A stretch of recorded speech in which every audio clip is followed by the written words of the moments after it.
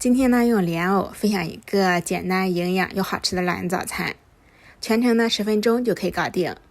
首先准备莲藕，去皮、擦丝，再稍微切几下。切好之后放入盆中，再准备2根腊肠，切成丁，放入锅中炒出油。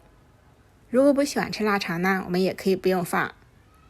炒好之后放入莲藕里，再加1把葱花、盐、胡椒粉、蚝油，再打1颗鸡蛋，这样呢口感会更松软。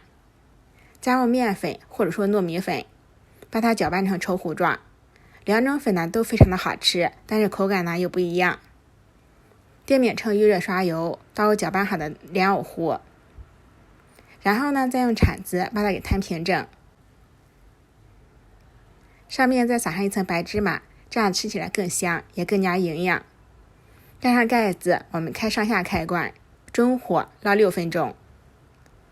6分钟之后呢，我们给它翻下面，再盖上盖子捞2分钟，捞到像这样2面金黄就熟透了。闻着呢就香喷喷的，一股浓浓的腊肠香味。出锅切成小块，方便食用。这样做出来的莲藕饼呢，它2面是金黄酥脆的，有芝麻的香味、腊肠的香味，还有莲藕淡淡的香味。